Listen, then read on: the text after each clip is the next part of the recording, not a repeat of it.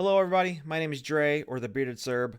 Here's my 3-month review of my time with the GT Lite Foldable Cockpit by Next Level Racing. Let's check it out.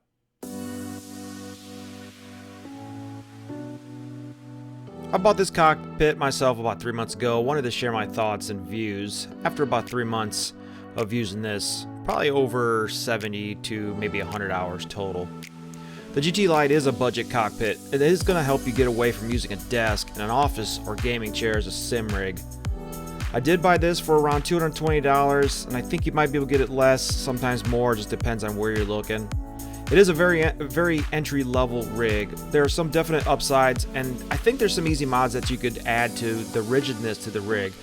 As you can see, I'm using an older Thrustmaster TX. I know it doesn't have a ton of force, but it seems to hold up pretty well. I think if you're going to get a wheel with more force, you're going to have to stabilize it a little more. Right now, let's take a look at the GT Lite in action. Here's going to be some footage of me in iRacing. We're going to talk about a little bit of performance and build quality because they can both relate when it comes to GT Lite. As you can see here, using the pedals pretty well. I have the brake force on the pedals set up pretty high. I don't see too much flex. Every once in a while, if it's a really hard braking zone, you might get a little flex in that little bottom piece there that you can see right below my heel to the bottom. It will lift up on you. Sometimes I think there's probably a way we can mod that a little bit to make that a little stronger. Here's a little bit of the whole rig in action. After 3 months, I haven't seen any durability issues. I think the build quality overall is pretty good. It is very light. I mean, it's not going to be one of those expensive rigid rigs you're going to buy, you know, with the stainless steel or the, was it 80/20 steel or PVC or wood or anything like that. But it does the job pretty well. It does get you away from using that desk and a rolling chair, which can always be a little bit of a problem, or velcroing your pedals to the floor, which always can cause some issues. One thing it did do for me is not having to worry about shaking the desk or my pedals moving around. It is a sturdy enough rig where you can put some force on it. It's going to have a little bit of flex to it. I mean, it is a lightweight cockpit. It has a little bit of flex, but nothing that you're really going to notice. Like I said, if you're going to go up to a DD wheel or anything like that, we're going to reinforce that. And I'm going to show you here in a picture. This is where I think you should reinforce it. I am going to be ordering a DD wheel here shortly, and I think I'm going to be able to make this work. For build quality, I'm going to give this a good 7 out of 10, honestly. It does well. It was easy to put together, and I feel like there can be some aftermarket modifications you can make on your own just to make this a little more sturdy. As far as performance, I really love it. I give it an 8 out of 10, especially if you're coming from a desk rig.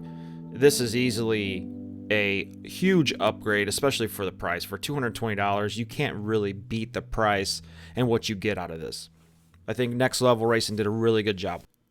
Well, let's talk about a little bit of the foldability and the footprint of it. I'll be honest, this is how I fold this guy up. I couldn't tell you how to fold it up. As you see in that on the box back there, see how it's folded up real nice?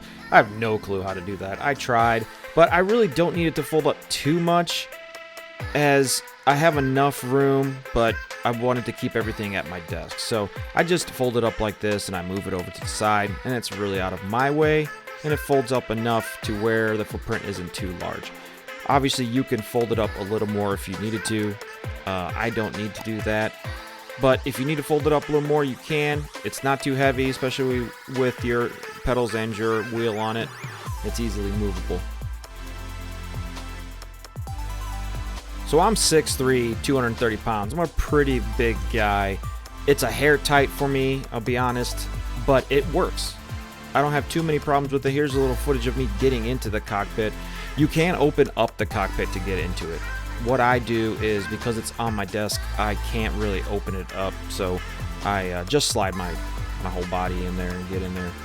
But what I wanted to show you here is a little bit of a tweak to the rig to help you rigid it up a little bit. So what I do is, as you can see here, get in the cockpit. And before you snap in the cockpit, I'm going to show you right here.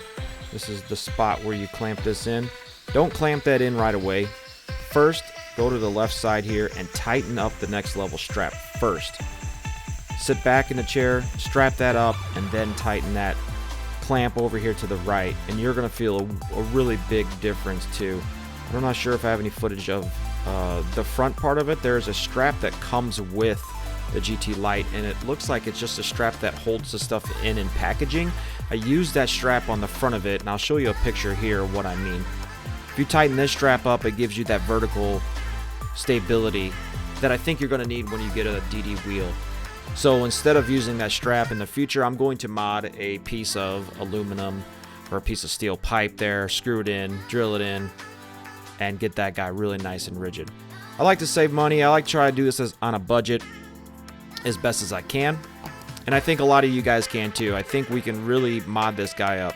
As you can see, I also have a butt kicker on the bottom of this guy, and it works well. I'm going to mod it where I have the butt kicker that's a little more centered and underneath my butt a little more. Overall, very happy with the GT Lite foldable cockpit by Next Level Racing. I really think you guys will enjoy it if you're coming from a desk rig. I think this is a big upgrade and on a budget. I think most people can afford something like this, especially if you're into sim racing. We all know we're going to spend a little bit of cash on it. So I wouldn't hesitate. I would grab one. If you're just a casual sim racer, this is worth it, especially if you're going to put this in front of a TV and, you know, have this, you know, running on a console if you're playing Forza or Gran Turismo or something like that. This is a perfect rig for that. I think it really works well on the desk if you have your monitor set up right.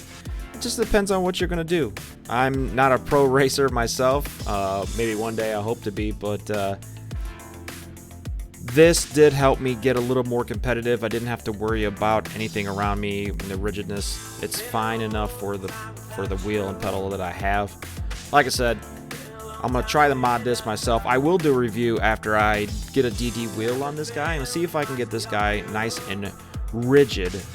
And I think a lot of people are going to enjoy that review once I get that going.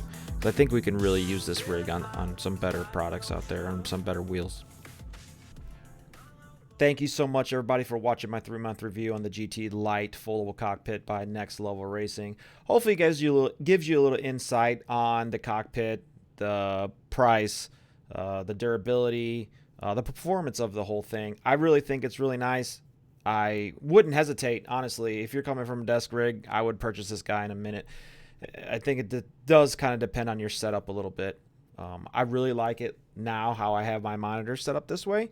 I could just slide the rig right up to the desk, and I'm good to go. Overall, the product is really good. Like I said, I'm going to do some more reviews on it once I get some mods, especially when I get my DD wheel in. I'd really like to see the rigidness of this rig after a little bit of steel or a piece of pipe in there where we can rigid it up a little more. But with the TX, it has no problems. I think a little more forced wheel, you're going to see a little bit of flex, which I don't think is a huge problem. I think I see a lot of reviewers talk about, or even forums and Reddit talking about you're not going to be able to use a DD wheel on this. I really think you can. It's just going to take a little bit of modification. I really think it's going to work out. Thank you guys so much for watching. Appreciate everything you guys do in the community. Please like and subscribe to my videos. Check out my other videos of some iRacing. Trying to have a good time with it. So let me know what you guys think. If you have any questions about the rig, don't hesitate to ask me in the comments below. And once again, guys, thank you so much. Have a great rest of your day.